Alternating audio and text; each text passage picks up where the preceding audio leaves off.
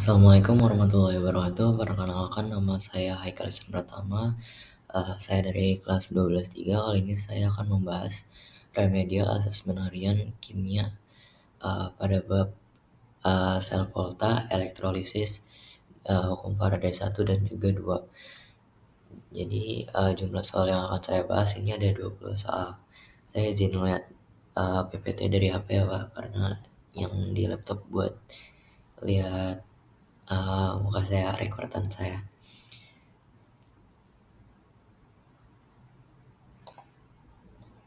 Jadi untuk soal pertama, jelaskan apa itu sel volta. Sel volta merupakan rangkaian yang menghasilkan listrik dari reaksi redoks yang terjadi secara spontan. Jadi pada rangkaian ini, anoda adalah tempat berlangsungnya oksidasi dan katoda adalah tempat berlangsungnya oksidasi. Elektron yang terbentuk di anoda bergerak melalui rangkaian luar menuju katoda sehingga menghasilkan arus listrik. Yang selanjutnya itu pada sel Zn dan Cu, sebutkan anoda, katoda, dan juga arah aliran elektron. Jawabannya itu anoda adalah Zn, katoda adalah Cu, dan juga elektron mengalir dari Zn ke Cu. Kenapa begitu? Soalnya pada pasangan Zn dan Cu, zinc itu punya potensial reduksi yang lebih rendah sehingga lebih mudah teroksidasi dan menjadi anoda. Sedangkan tembaga menjadi katoda karena potensial selnya lebih besar dan juga lebih mudah mengalami reduksi. Elektron yang dilepaskan zinc kemudian akan mengalir menuju tembaga melalui rangkaian luar. Selanjutnya itu nomor 3, tuliskan reaksi setengah sel pada Zn dan Cu. Jawabannya Zn akan berubah menjadi Zn2+ ditambah 2 elektron dan Cu2+ tambah 2 elektron akan berubah menjadi Cu. Jadi pada anoda, zinc itu mengalami oksidasi dengan berubah menjadi ion Zn2+ sambil melepaskan sekitar 2 elektron, bukan sekitar 2 elektron. Jadi elektron yang dilepaskan ini kemudian akan diterima oleh ion Cu2+ di katoda sehingga akan membentuk endapan logan Cu. Jadi reaksi ini akan berlangsung seimbang karena jumlah elektron yang dilepaskan itu sama dengan yang diterima. Selanjutnya itu ada nomor 4, yaitu menghitung NO sel pada Zn dan Cu. Jawabannya 1,10 volt. Kenapa? Soalnya perhitungan pada potensial sel itu N0 sel dikurang N0 anoda. Jadi karena Cu itu bertindak sebagai katoda dengan potensial selnya yang lebih besar yaitu plus 0,34 volt dan Zn sebagai anoda dengan min 0,76. Jadi rumusnya akan menjadi N0 sel sama dengan N0 katoda dikurang N0 anoda. Jadi 0,34 itu akan dikurangin oleh min 0,76 yang akan jadi plus, jadi 1,10 volt. Selanjutnya, apa fungsi jembatan garam? Jawabannya itu menjaga netralitas ion dan mempertahankan kelangsungan reaksi. Jadi jembatan garam itu memiliki peran penting dalam menjaga keseimbangan muatan pada kedua sel volta. Ion yang bergerak melalui jembatan garam itu mempertahankan kondisi netral sehingga reaksi redoks tidak berhenti akibat penumpukan muatan pada salah satu sisinya. Selanjutnya nomor 6, pada sel MgAg tentukan logam yang teroksidasi dan yang direduksi. Jawabannya Mg akan teroksidasi dan Ag akan direduksi.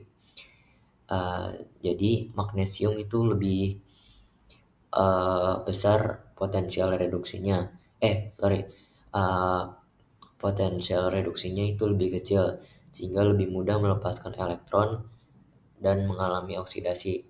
Perak itu sebaliknya N0 selnya lebih besar sehingga lebih mudah menerima elektron dan mengalami reduksi pada katoda. Selanjutnya itu nomor 7, apa pengertian elektrolisis? Jawabannya itu pemecah senyawa menggunakan arus listrik pada reaksi spontan. Jadi, elektrolisis itu adalah proses pemecahan zat menggunakan arus listrik karena reaksi tidak terjadi dengan sendirinya. Berbeda dengan sel volta, maka energi listrik itu harus diberikan dari luar untuk mendorong terjadinya reaksi tersebut. Kebalikan dari sel volta, Pak. Selanjutnya itu nomor 8, pada elektrolisis lelehan NaCl produk apa di anoda dan di katoda? Jawabannya katoda itu menghasilkan Na, sedangkan anoda menghasilkan Cl2. Jadi lelehan NaCl itu nggak mengandung air sehingga ion yang terlibat hanya Na plus dan juga Cl min. Jadi ion natrium akan menerima elektron di katoda dan membentuk logam Na. Sedangkan ion klorida akan melepaskan elektron di anoda dan menghasilkan gas klorin.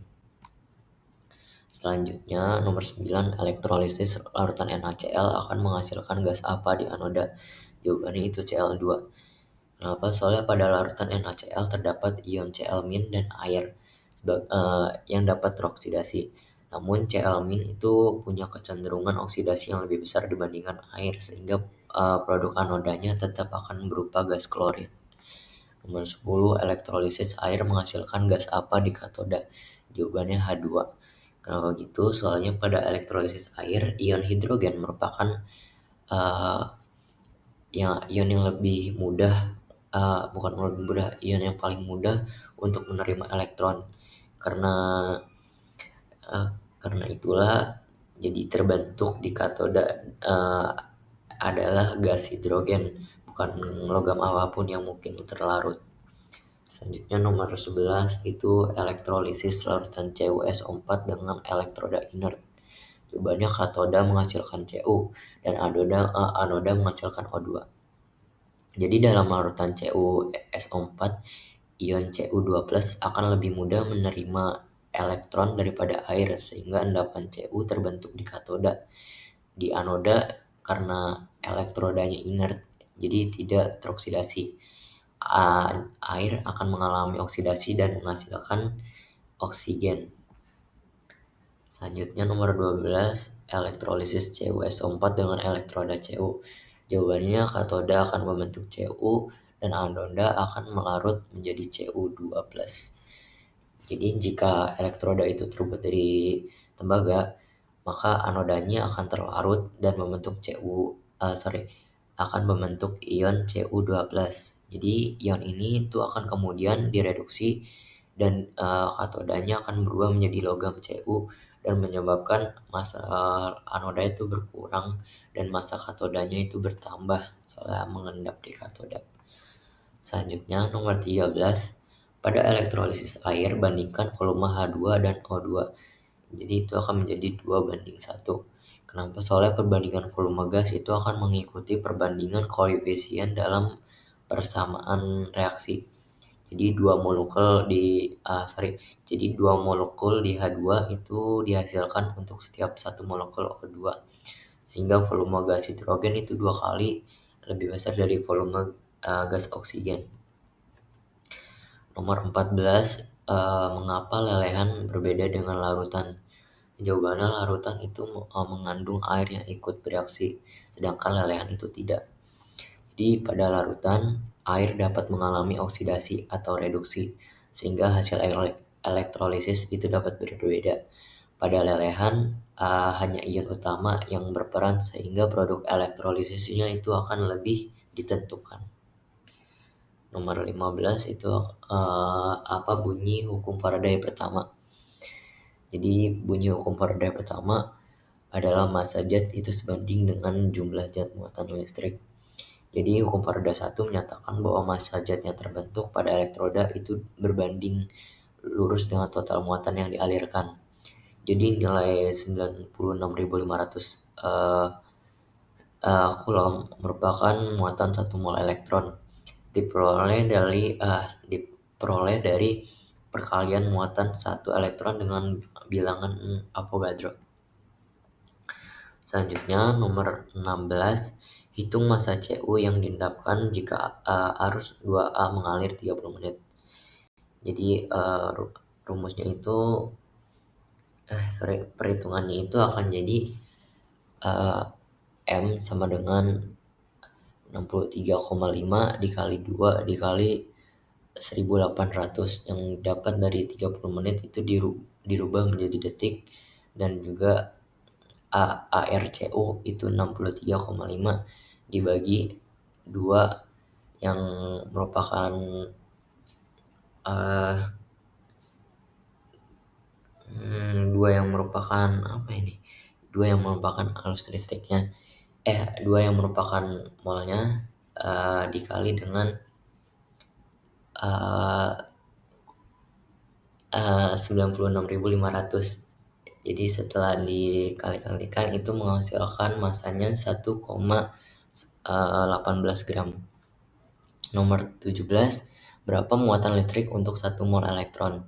Jadi pada 1 buah mol elektron itu setara dengan 96.500 coulomb atau disebut dengan satuan Faraday. Jadi muatan 1 mol elektron diperoleh dari hasil kali muatan 1 elektron dengan jumlah partikel dalam 1 mol, sehingga nilainya sekitar 96.500 coulomb. Jika nomor 18, jika 0,5 elektron mengalir, berapa jumlah coulombnya? Jawabannya itu 48.250 coulomb. Jadi 0,5 dikali 96.500 sama dengan 48.250 coulomb.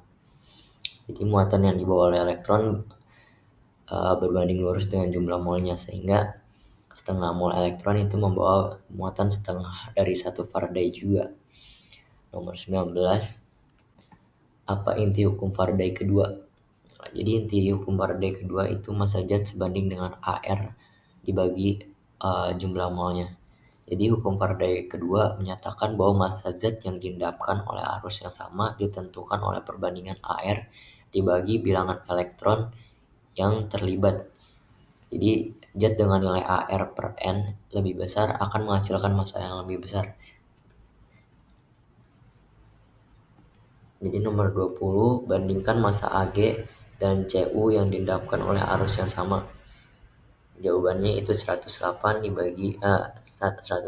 berbanding 31,75. Karena nilai AR per N-nya untuk perak itu lebih besar dibandingkan untuk tembaga, maka perak yang diendapkan oleh arus dan waktu yang sama akan memiliki massa yang lebih besar. Jadi AR per N AG itu 108, elektronnya 1, jadi tetap 108, sedangkan CU 63,5 dibagi jumlah elektronnya itu 2 sama dengan 31,75. Maka perbandingannya 108 berbanding 31,75. Tadi agak ada koreksi sedikit Pak, N-nya itu jumlah elektron. Terima kasih. Itu sekian dari pembahasan soal saya yang berdurasi sekitar hampir 15 menit. Sekian dari saya. Wassalamualaikum warahmatullahi wabarakatuh.